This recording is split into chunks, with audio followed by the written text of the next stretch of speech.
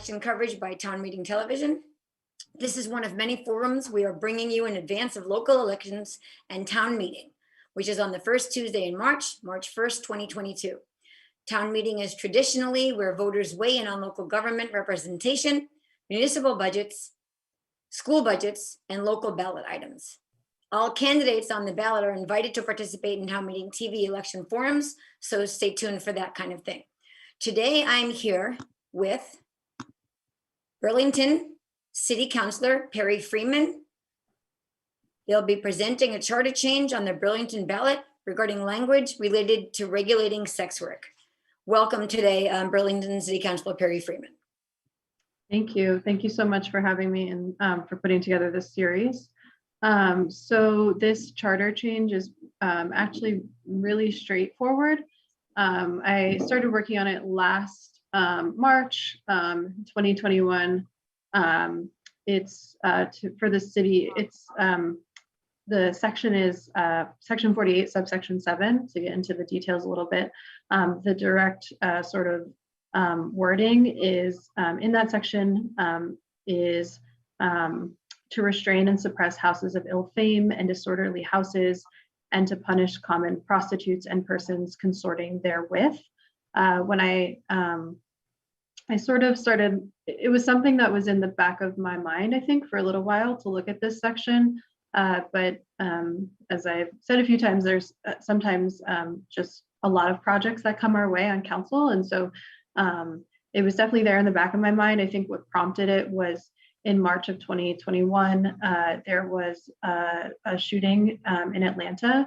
And I think a lot of the media focused on the racial identities of the folks that were victimized, which I think was certainly an aspect and was important to discuss. I think there was a lot of really good conversation that happened about anti-Asian, racism and discrimination. But the other piece that interested me in it and saw, I think, a lot less press, but certainly some, was the fact that many of the people were sex workers and were specifically targeted and victimized because of that work in sex work. And this has just been an issue, laws pertaining to sex work, in terms of, what is sort of where we're at in terms of the forefront of like legal expertise and public health expertise on how to sort of modernize those policies has been something that I've been interested in for a while. And so when I looked at the Burlington Charter and saw this language, again, to restrain and suppress houses of ill fame,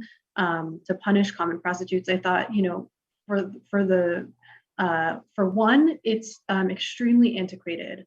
And I think that people sort of across the aisle and sort of not just the aisle, but sort of from different perspectives on this issue have largely felt that the language is antiquated, outdated, and not good. And I think that beyond that, what seemed like another benefit to looking at this language was striking it and then allowing the state to look at this issue more broadly and think about how to modernize it.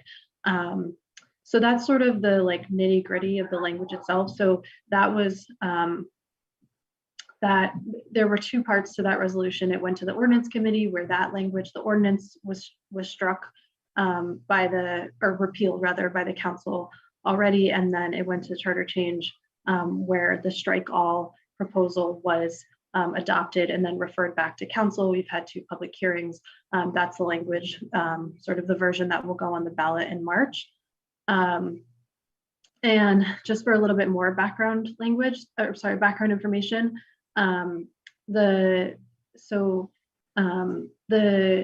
in Vermont, there are only, we went over this on last Monday at the council meeting with the city attorney. So there are just 6 municipalities or townships in Vermont that even have language in any way relating to sex work on the books. And then there's really only 4 municipalities that refer to prostitution, which just so folks know that I think what is more favorably used now is the term sex work or sex worker as opposed to prostitution or prostitute. That's an opinion, that's a perspective, but it's I'll use the word prostitutes when referring to the charter language, but otherwise we use the word sex worker. But so, and there's only 4 that even have sort of that term: prostitution, sex work, prostitutes, etc. But largely it is something that is being regulated by the state. And that will continue to be the case. So this language, this charter change will go forward as a strike all, which means that that language will just be completely removed. It will remove the city of Burlington's power to regulate on this issue, essentially. And then it will be dependent on the state to continue to decide how they want to regulate that. And there's a lot of different ways that could look. I'm interested in seeing certain conversations happening on the state level, but that will be largely dependent on the state of Vermont. I'm just checking my notes really quickly. The other aspect that I wanted to mention is that for people to know is that so currently, and I think this is important to note, the Burlington Police Department doesn't really in practice enforce this. The ordinance that was on the books, they weren't enforcing it. Certainly we don't have the ordinance now, and they're not enforcing the state law. And to my understanding, the state attorney's office is not particularly interested in prosecuting this. So in practice, I think if people are saying, well, what does this actually do? To me, it just sort of formalizes what we've been doing sort of all along in terms of on the ground, what's actually been happening. The fact is that I think law enforcement models and public health models are moving away from prosecuting these types of cases because of research that's being done by legal and public health experts on different ways to approach this. And so that's essentially, and I think the reason why I felt that it was, I think it's important to note in general, but I think that one of the main things we've seen is that some of the people who are share the perspective of being, not supporting this change have claimed that it will, be this huge change to Burlington. But in fact, in practice, this has already been the way that we essentially are operating. So that just doesn't have a lot of that claim doesn't really have a lot of substantial evidence. And that's most of what I had in terms of presenting on it. I mean, I can talk a little bit more about, there were, a few other concerns that I heard during forums and the hearings. I'm not sure if there are anyone who has questions. Yeah.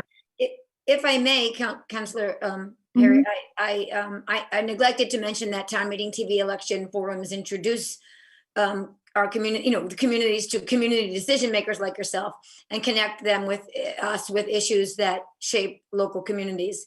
If someone is watching this live, we do welcome your questions at 802-862-3966. Again, if you're watching this live, we welcome your questions at 802-862-3966. And Councillor Perry, I do understand, I think I'm understanding correctly that all sides of conversation regarding this language do seem to agree that the language itself is antiquated, like you said. And I forgive me interrupting you. Please further share your thoughts about what you heard at the forums. Oh, no, I just, I didn't know if there would be questions from folks, but that was those were some of the main concerns, I think, that came up were, will this mean that Burlington is going to have a lot more crime, or will there be a lot more, will we see an uptick in substance use? Will we see, an uptick in sort of general sale of unregulated, substances and use? Will there be an increase in human trafficking, which I think a lot of times that term gets reduced to or kind of conflated with just sex trafficking, but trafficking I think is a broad term that refers to, exploitation and other ways, labor exploitation. It doesn't just mean sex trafficking, though I think that's what the primary, it was brought up, I think, for that primary, maybe to indicate that primary concern. People, I think, were asking if it would see an increase in, sort of violent crime overall. And I just, given all the research that's been done on this, the World Health Organization supports modernizing these policies, the ACLU, Amnesty International, the fact that the state's attorney's office is just not prosecuting this currently, that the Burlington Police Department is not enforcing sort of laws that punish people who do sex work, or that penalize them in some ways.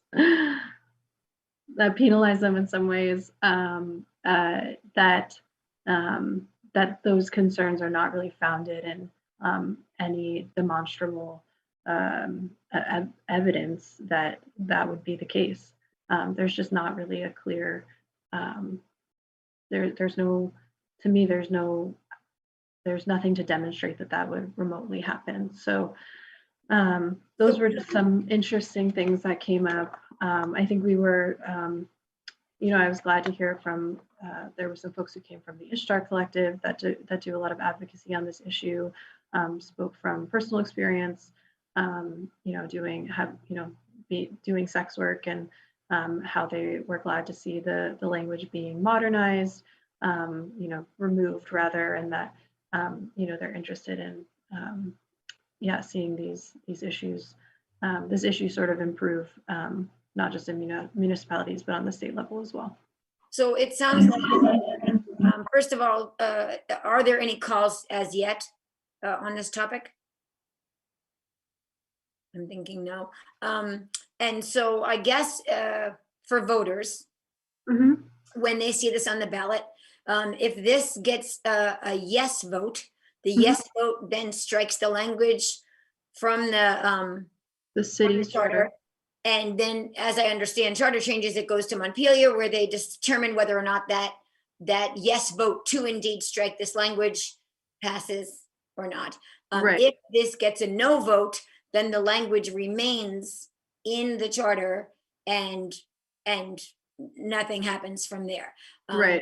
It wouldn't go to the legislature for approval. Correct. So for people, it sounds to me, if I'm helpful, and if I'm not, stop me, because my job is to be neutral and moderate, not give an opinion. So if I'm a voter, I can understand that my yes vote strikes the antiquated, I'm struggling with that word today, language from the charter, and then brings that charter change to the state level, which it sounds like would also bring some larger space for conversation about concerns people might have about this topic in general.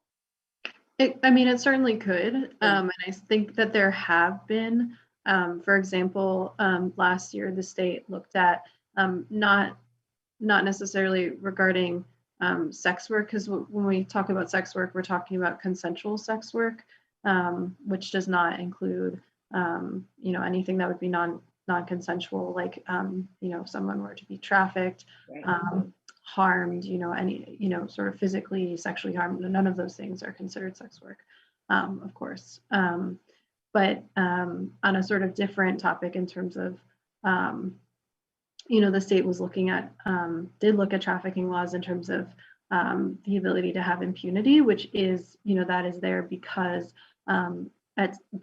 sex work is not legal, or is not decriminalized.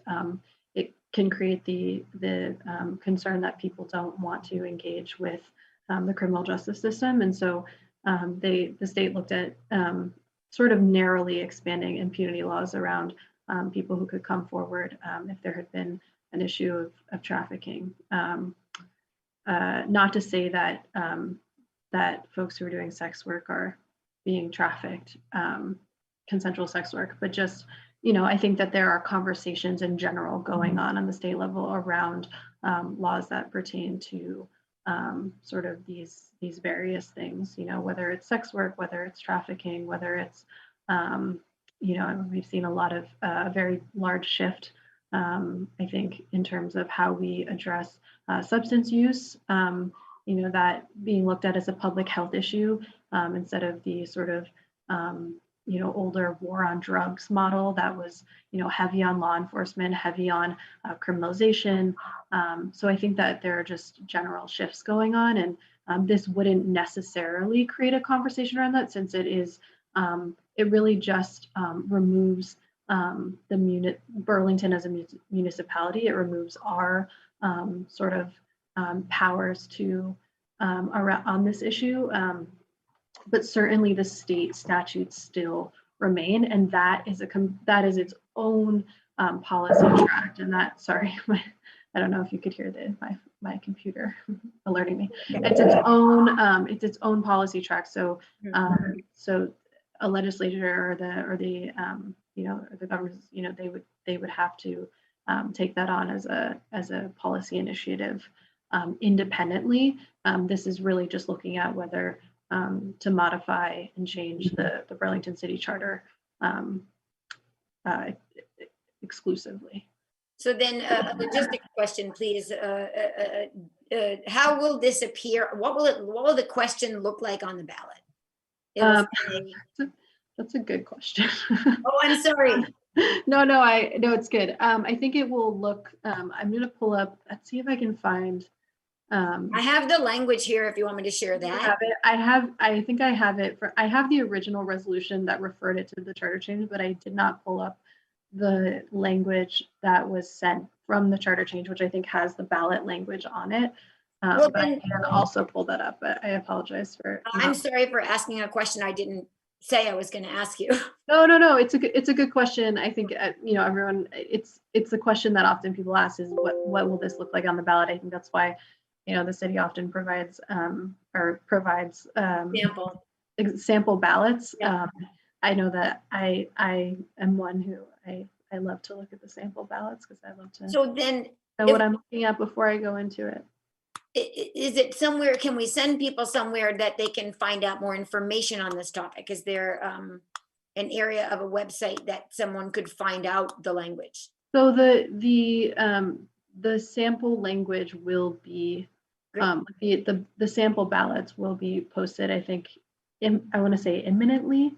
I think we just had the meeting, so I'm not sure. Someone was asking me, well, what ballot item number is this? And I was like, I'm not sure.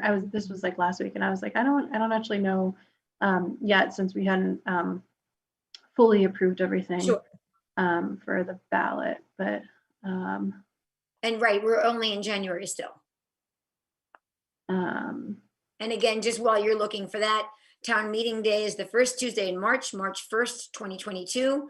And if you are watching live with us now, we welcome your questions at 802-862-3966. To me, I would, if I lived in Burlington, I'm a resident of Essex, but if I lived in, am I correct, Burlington?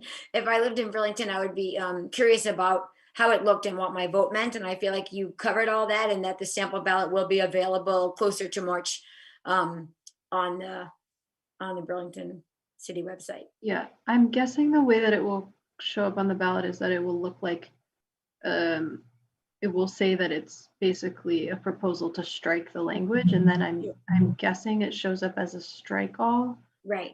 Which would be a line through it, and then if you are like, that's what I agree with, that's the change that I want to see, then you would say yes. And then if you're like, nope, I just wanted to say the way it is, I don't want that change to happen, then you would just say no.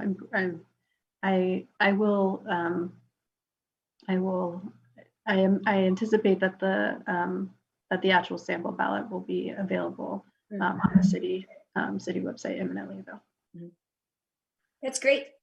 I feel that this is very clear, and like you're saying, it's a small sentence or piece of language, and it's a very clear-cut situation. And I think this has been very informative and very helpful to people to decide what they will be voting on and what the process will be. If the vote of yes to strike this from the charter is a yes, then that goes to Montpelier for finalization of the charter change. And if the vote is no, it stops and the language remains. Yeah. Correct, yeah. And the support for it at the council has been unanimous, or near unanimous. There was only one no vote on Monday in terms of putting this on the ballot, so it was 11-1. Oh, wow. But all councilors unanimously, or near unanimously, have supported this at every step. So referring it to charter change, also the ordinance, that passed unanimously at every point. So that got repealed, and that was, I can read the ordinance quickly. Yeah. It was Great. section 2133 titled prostitution, and that was, it shall be unlawful for any female to be a prostitute, ply the vocation of a prostitute in the city, or subject her person to prostitution, and no male shall associate and consort with such female for the purpose of prostitution. And then it was another section, 2134, keeping house of prostitution, and that said, it shall be unlawful for any person to keep a house of prostitution, permit prostitution in any house or building he may occupy, be an inmate of any house of ill fame, or in any manner contribute to the support or maintenance of any house of ill fame. It shall also be unlawful for any person having control of any house or building to lease or rent the same to any prostitute to be kept as a house of ill fame. And that was a strike all, so that's been completely removed from the city ordinances, and Burlington city ordinances, and that was unanimous. And this vote to send the entire proposal to the ordinance committee and the charter change committee was unanimous. The striking it from the ordinance, repealing the ordinance was unanimous. The sending it back to council, and then the council voting on the charter change to be on the ballot, was all, and to have the hearing, and then which I think has been, I'm glad to see it. I think that there have been people are coming at it from a couple different approaches in terms of, thinking that, again, I think the most popular or like sort of widely held belief is that the language is just extremely antiquated and outdated. So, just that in and of itself, that it could be removed on those grounds. And then I think secondly, that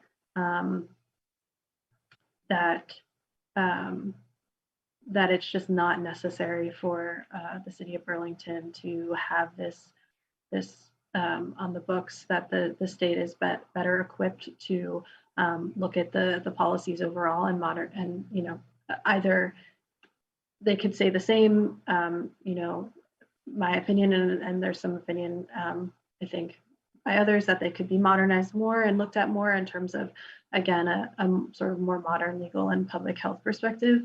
But there's been pretty wide support, which was good. I didn't really know at first what the reception would be like necessarily.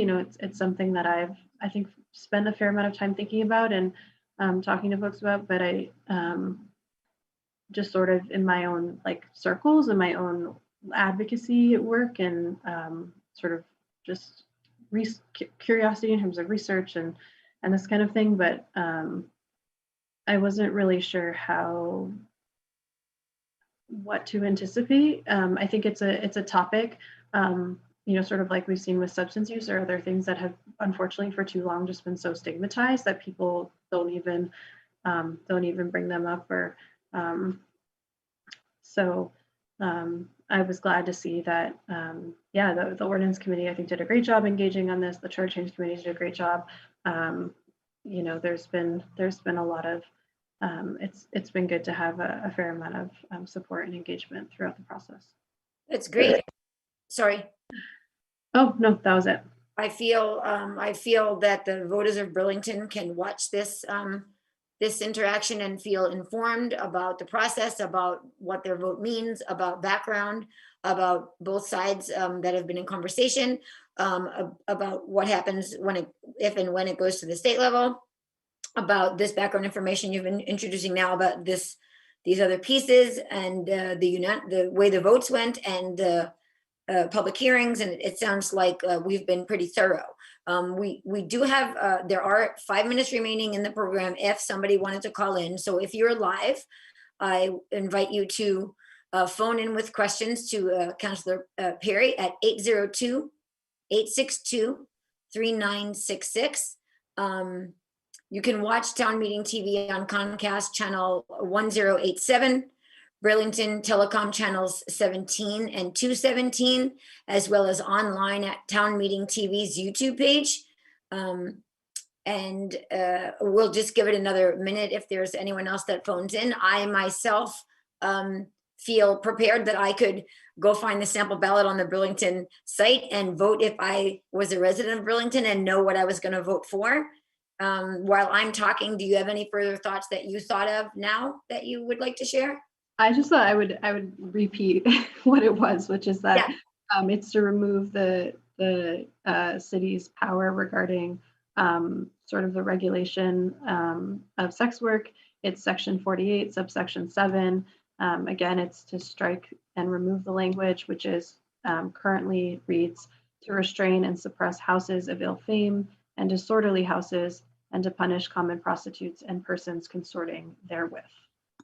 So it's definitely a pretty straightforward change. I don't know if you can see. That's great. I hope I didn't share anything off my own screen. I was a little too quick with the share screen there. Oh, this is perfect. This is great. So that is, how's that good? Mm-hmm. Yes. And so then this, again, when did this resolution occur? Well, this vote to put it on the ballot was Monday, but it was, I started working on it last year, and it was first introduced in council at the city council in Burlington in, I want to say that would have been July.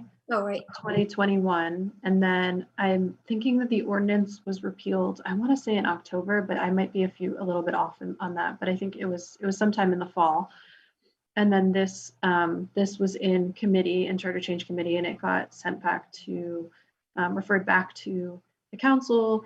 We had 2 public hearings, one on the 18th, January 18th, and one on January 24th.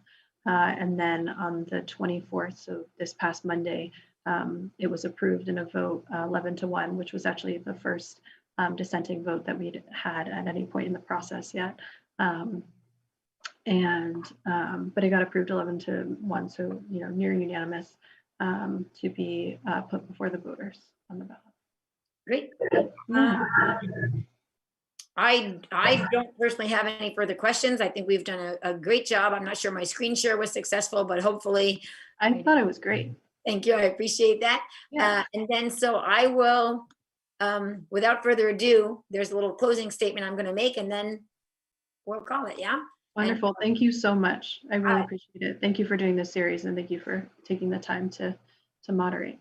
I think it's great. I think town meeting, I'm such a fan, just on a personal level, I'm such a huge fan of town meeting television. I feel that especially during the pandemic, they have brought everything to our homes in ways that we could interact even more than usual. And it really, community has grown more deeply because of Channel 17. That's a personal Annie Cooper statement. Let me read the, thank you for tuning into Town Meeting TV, ongoing coverage of local community candidates, budget and ballot items. You can find this and more forums at www.ch17.tv.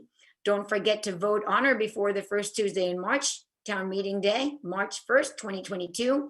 Early voting by mail is available by contacting your town clerk's office. Polls will also be open from 7 a.m. to 7 p.m. I would like to thank Councilor Perry Freeman for their time today. And I would like to thank also Town Meeting TV for this opportunity for us to have this conversation. Thank you all so much for being here. Yeah, thank you so much, Dave. Thank you to Channel 17, and thank you, Annie, for moderating. I really appreciate it, and to all the folks behind the scenes too. Thank you. The same to Town Meeting TV. Thank you so much for your time, and stay well and stay safe. Thank you so much.